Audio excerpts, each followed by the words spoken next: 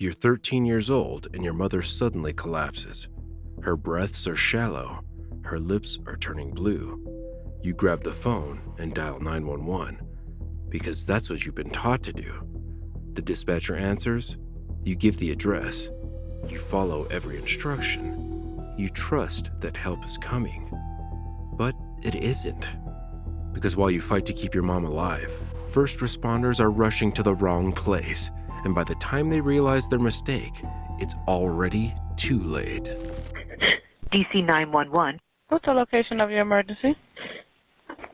I'm sorry, can you repeat that? Alright, this apartment, home, or business?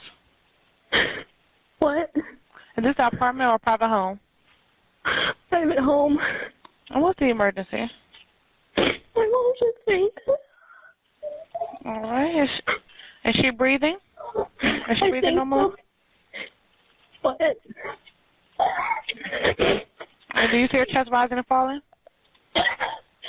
Yes. All right. And how old is she? She's turning 60. I'm sorry, can you repeat that? She's turning 60. She's 60? All right. And can I get you just to lay her on her side? I have sent the call to be dispatched. Can I have a good callback number for you? And can you try waking her up? Did she respond when you try to wake her? Is she responding to you? No. Okay. Is this her first time being like this? Yes. Okay. And what was she doing before passing out? One second. She said she wasn't feeling well, that she was feeling pain and that her chest hurt. She stated that her chest was hurting before passing out? Yeah. Please said something. Okay, how is her breathing? Her chest still rising and falling? Yes. Okay. All right. And can I have your name? Can I have a good callback number for you? We have units en route. All right. And did you want me to stay on the line until help arrives? Yes, please. All right. 1 second, I'm going to call my grandmother from her phone. Okay, I'm still on the line. Grammy's Mommy fainted. Yes, I called her, sending someone now. Okay. Yes, please. All right. And how's her breathing? She's still breathing? Not really. I think she's having difficulty. Do you see her chest rising and falling? Not really. She's gasping for breath. I don't really know. You said she's gasping for air? Yes. Okay, is she laying flat on her back? Yes. Okay. But her chest is rising and falling. Was she gasping for air? She's gasping for air. All right, can you put the phone there so I can hear? She's not doing it right now. She stops for a moment, and then she starts again. Okay. Do you know how long it'll take for them to arrive? I can't give an actual ETA, but they're en route. You should be in them shortly. Okay. I just need you to monitor her breathing. Anything changes, we're going to start chest compressions if you stop seeing her chest rising and falling. Okay. And is the door unlocked? Yes, the front door's unlocked and open. Okay. I think she stopped breathing. She's not breathing? No. Okay, we're going to start chest compressions, okay? Okay. Okay, put her flat on her back and put her hands to her side. What?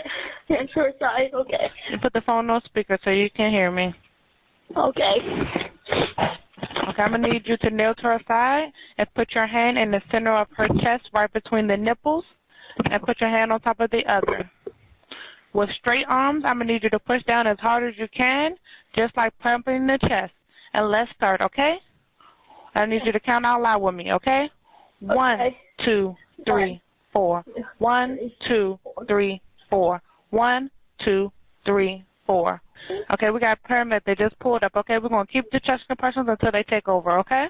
Okay. You're doing so good. 1, 2, 3, 4. I'm sorry, what was until they come. You still pumping the chest? What? You still pumping the chest? Yes. Okay, and just count out loud with me. I'm on a call with my grandmother. Okay.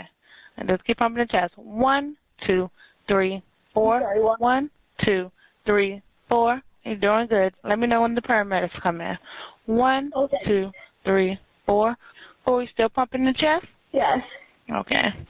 Keep going. 1, 2, 3, 4. Do you hear them? No, I don't.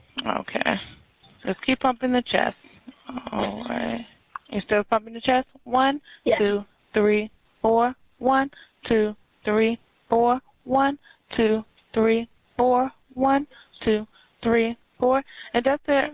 And can you confirm the address for me just so I know that they're at the right place? Okay. All right.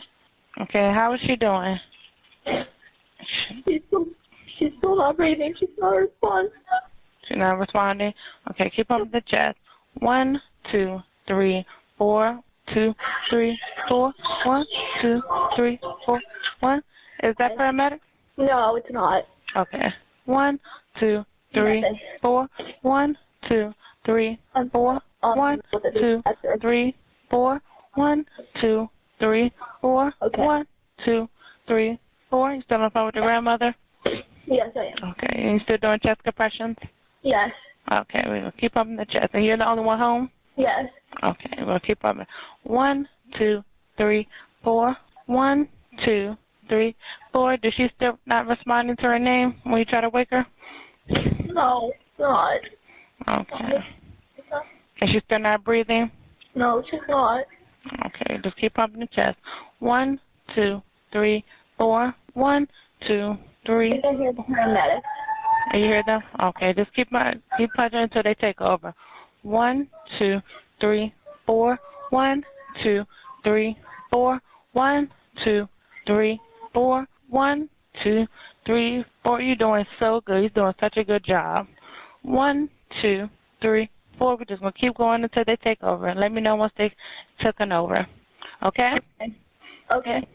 1, 2, 3, 4. 1, 2, 3, 4. 1, 2, 3, 4. 1, 2, 3, 4. 1, 2, Come 3, in. 4. 1, 2, 3, 4. 1, 2, 3, 1 second. 4. I think they're here. Someone's knocking at the door. We're upstairs. We're upstairs. Okay, 1, 2, 3, 4. You got paramedics on team? Yes. Okay, and it's safe to disconnect.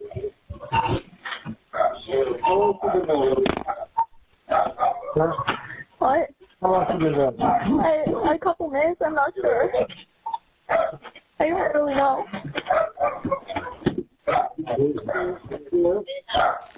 It should have been a straightforward rescue, but the dispatcher made a critical error, logging the wrong quadrant of the city instead of heading to where 59-year-old Sheila Shepherd lay unconscious. Firefighters and paramedics were sent 8 blocks away. The crew arrived, suited up, and knocked on the door.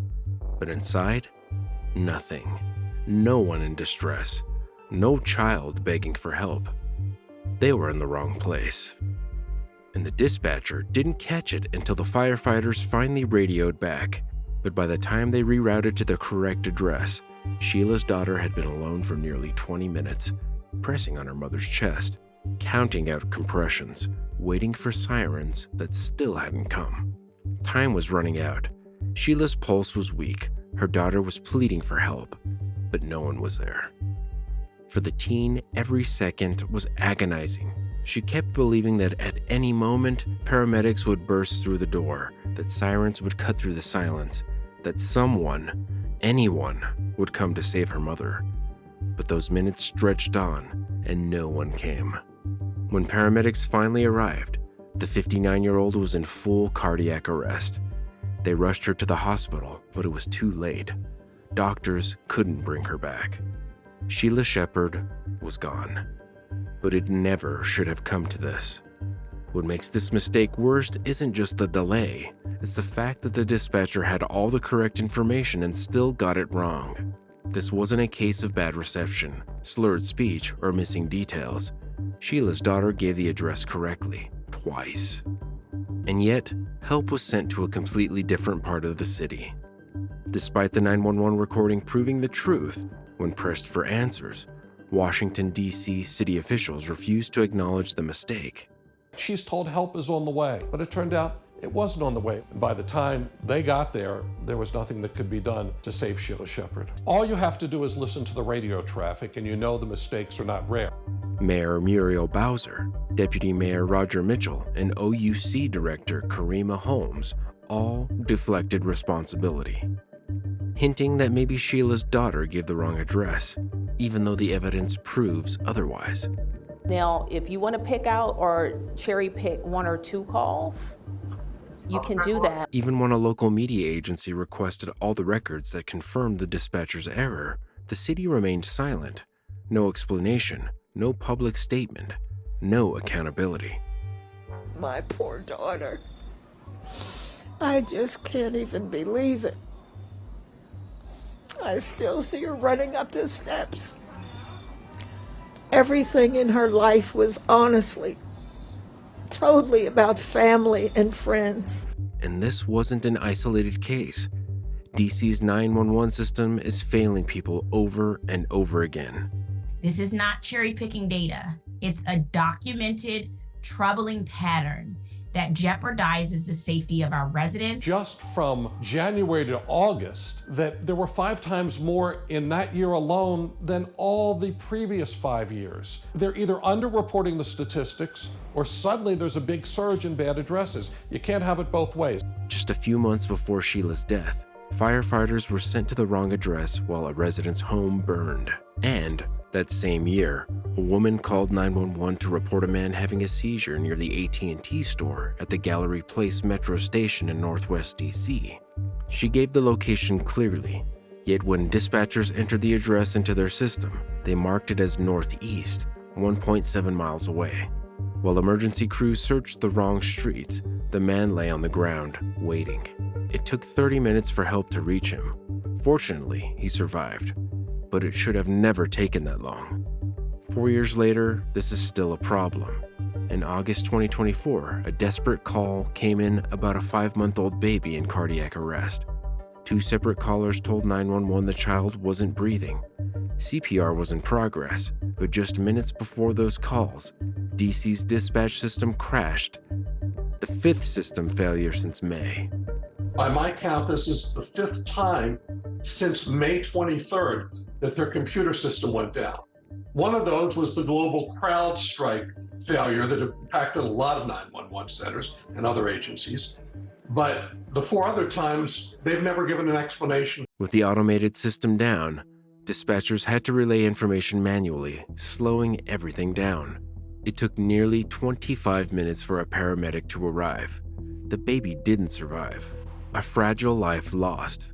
Not because of a lack of resources, not because help wasn't available, but because the system that was supposed to send it failed again. And the city's response? They started handing out $800 bonuses to dispatchers just for showing up to work. Even with DC's 911 dispatch center's history of critical failures, no real changes have been made. This is a desperation move, clearly. They've been way overworked at OUC because they're so short-staffed. And some of those people on the floor, they work their shift and then are required to work another 6 hours. This is a big problem. 911 should answer. It's not. And this shows that the problem is not going away anytime soon. Dispatchers often lack proper training in local geography, and the system fails to catch common address errors, like quadrant mix-ups. Even when these mistakes cost lives, there's little oversight or accountability to prevent them from happening again. Instead of fixing these problems, DC officials attacked the local journalists, exposing them. When asked about Sheila Shepherd's case, Director Karima Holmes dismissed it, saying Dave Statter is not my oversight. I don't know how long ago, and I'm so sorry. I don't know how long ago these cases are that you're speaking to, but I can get them, and I'm sure we reviewed them and we've investigated them, and I can get you the final results of those investigations. But yes, even some of the smaller cases or the smaller hiccups, they still come to me. I review this. And Mayor Bowser? She refused to even acknowledge the reporting. I'm not going to go down that rabbit hole. For Sheila's daughter, this wasn't a rabbit hole. It was her mother's life.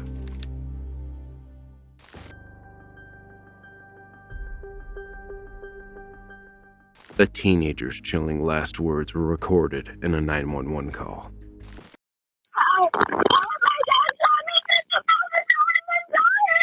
What's going on, ma'am? I'm dying, that's what's up. Irving Fire Department. Ma'am, are you still there? Ma'am, are you still there? All I've got is she's telling me she's dying. I've got a, why are you still there, ma'am? Ma'am, what is your address? The cab in our cab stand. It doesn't appear that there's a driver, but there are two people inside the cab, one in the passenger seat and one in the rear of the vehicle. One of the people in the passenger seat looks like she's hunched over and she has something from her ear. It doesn't look like they're alive to me. I understand that. We've got our officers en route. New Year's Day is often a new, happy start for people, but for two families, it was the start of a 12-year ordeal that would finally lead to one of the FBI's most wanted being captured.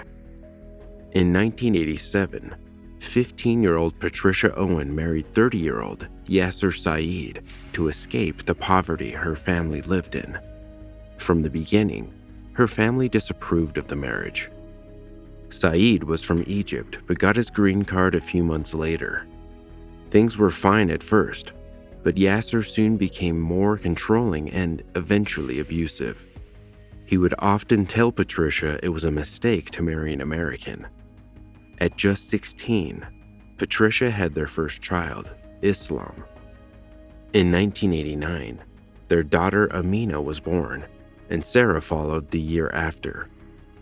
According to the mother of three, the marriage was abusive, but never toward the children. Until 1998, when both girls said that their father was inappropriate with them.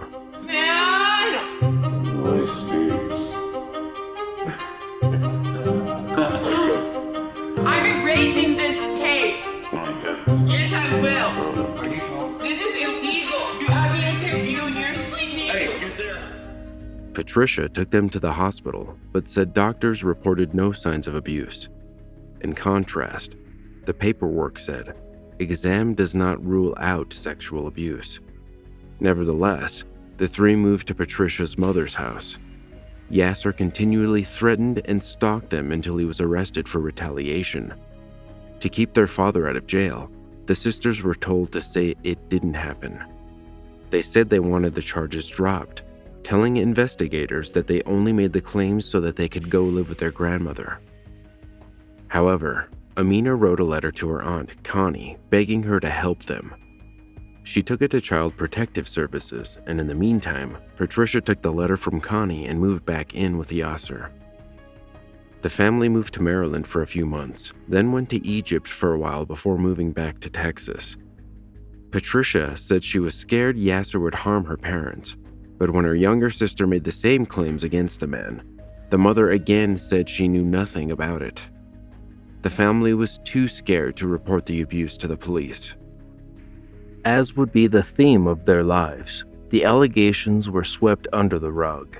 As a teenager, Amina loved martial arts, and that's where she met her boyfriend, Joseph.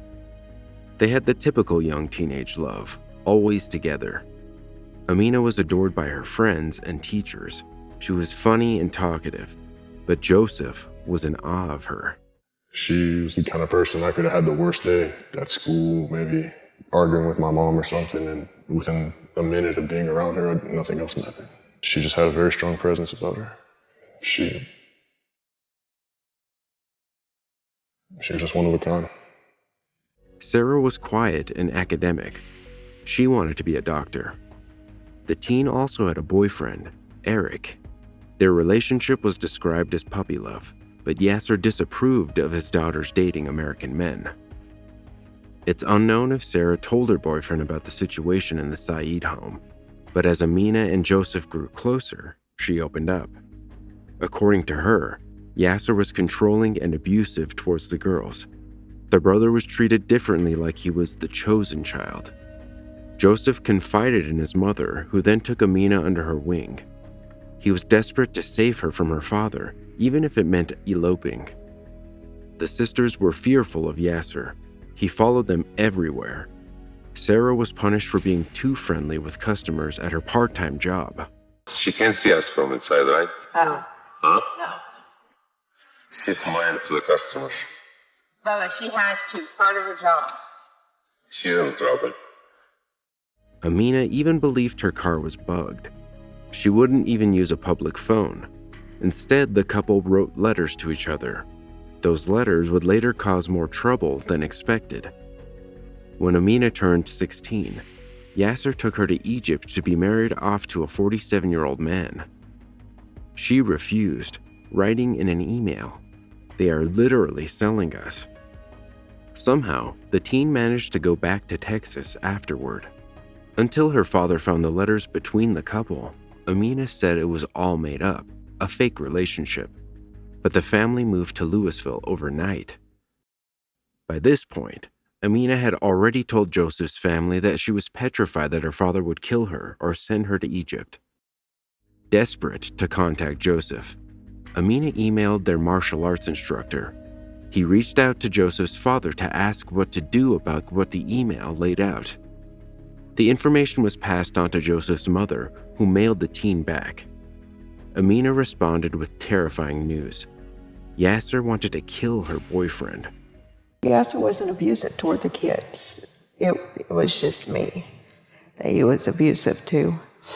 The next time Amina was sent to Egypt, she was so fearful that she wouldn't get back to America that the teen sent Joseph's mother all the information she could, including her social security number. And her fear was valid. As soon as they landed, Amina's passport was taken away. Again, she made it home, but Amina attempted to and was hospitalized. She decided not to tell any of the hospital staff what was going on at home since she was a minor, and she believed they would tell her parents. Amina knew she couldn't trust her mother to stand up for her.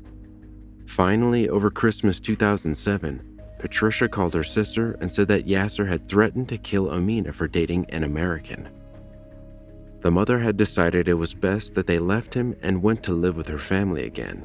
So Patricia, Amina, a friend of hers, Eddie, Sarah, and her boyfriend left for greener pastures. Eddie was a part of Amina's plan to protect Joseph. Yasser filled out a missing report for them, insistent on bringing them home. Patricia told her aunt that they would never return because Yasser would kill Amina. A few days after they arrived, they moved to a rental in Tulsa under fake names so they would be untraceable. They broke their SIM cards and bought new phones. Amina kept in contact with Joseph, but his mother knew that Patricia going with them was a big mistake, and she was right. Their brother Islam begged the three to go back, as did Yasser. The girl's aunt begged Patricia to ignore it. She again said she would not take them back to him, and then did exactly that. Sarah agreed with her mother, but they didn't tell Amina the truth. Instead, Patricia said they would visit their grandmother's grave and stay with their aunt, Connie, in Texas.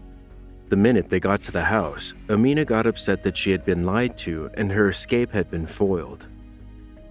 She went to stay with a friend. The next day, December 31st, she reached out to Connie, saying she was petrified. She knew her mother would tell Yasser everything. On New Year's Day, Patricia called Amina non-stop, begging her to go home.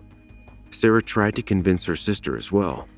Patricia's story in the documentary Price of Honor is vastly different from her aunt's. Amina called for me to come pick her up. She wanted to get her school stuff ready. Patricia kept making phone calls to Amina. Amina kept telling her no, because her dad was going to kill her, and she didn't want to go home. She would rather first. Eventually, she agreed.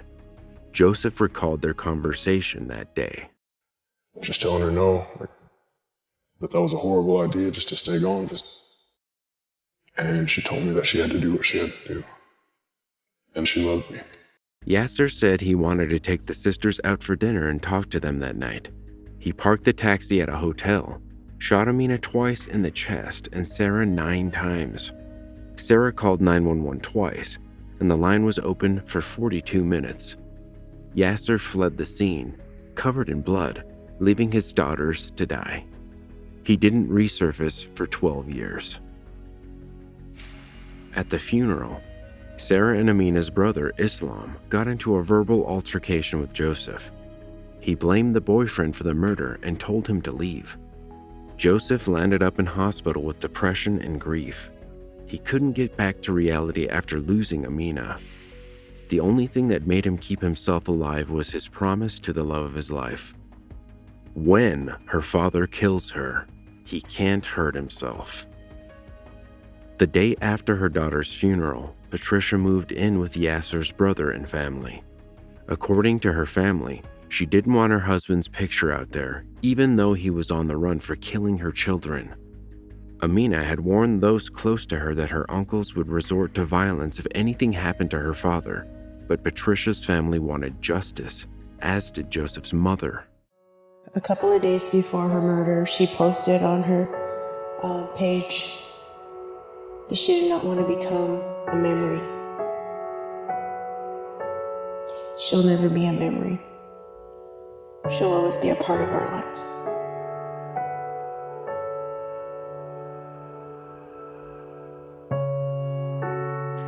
Those people can't hurt you anymore. Yasser went on to join his sister as one of the FBI's most wanted. Before he was caught, his phone records from the night of the double murders were scrutinized. He had called his brother Yasin, his other brother Mohsen, and, most shockingly, the girl's mother at 9 p.m. after the bodies had been found. This was when the truth about their communication over the Christmas period came out. Despite Patricia claiming that she had destroyed her SIM card and attempted to hide from Yasser, records show that she called him and their son multiple times. She would deny this even though the records are available to prove the calls. The brutal murders were dubbed honor killings, but religious academics say this shouldn't be the case. Honor killings take place when a person believes that the victim has dishonored the traditional norm, and they must be killed to restore the family's honor. There is no such thing in the Quran, there is no such thing in the Hadith that is called honor killing. Islam does not condone that. Actually, this is nothing but murder. Islam never gives a person the right to execute or the punishment by their own selves. Besides, Yasser wasn't particularly religious. In fact, his family hiding his whereabouts was seen as just as bad as committing the act by some in the Muslim community. A break in the case came on August 14, 2017. A maintenance worker at an apartment complex in Bedford, Texas, where Yasser's son, Islam Saeed, rented an apartment, reported seeing a man matching Yasser's description. Detectives questioned the son, who refused to cooperate. At 1 a.m., a search warrant was executed on the apartment, which was empty at the time. However, the police observed a sliding glass patio door open. Several items that were collected as evidence matched Yasser's DNA. In August 2020, Yasser Saeed was captured in Texas, where he had seemingly been for the 12 years he was on the FBI Most Wanted list. His son, Islam, and brother, Yasin, were both arrested in Euless, Texas for aiding a fugitive. During his week-long trial in 2022, Yasser opted to use a translator, even though he is heard speaking in English to the girls in the home videos. He claimed that on the night of the murders, he believed someone was following them, and that's why he went to the hotel. Because of the headlights, you could see a car, you could see there's people in the car, but you cannot tell who is in the car. However, he was found guilty of capital murder on August 9, 2022.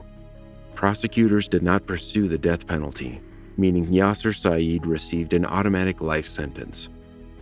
The girl's mother and now ex-wife Patricia gave a victim impact statement saying, "You deserve a lot more than what the judge gave to you. You deserve to die. At this time, you are nothing.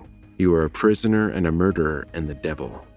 For more True 911 calls, watch this episode next.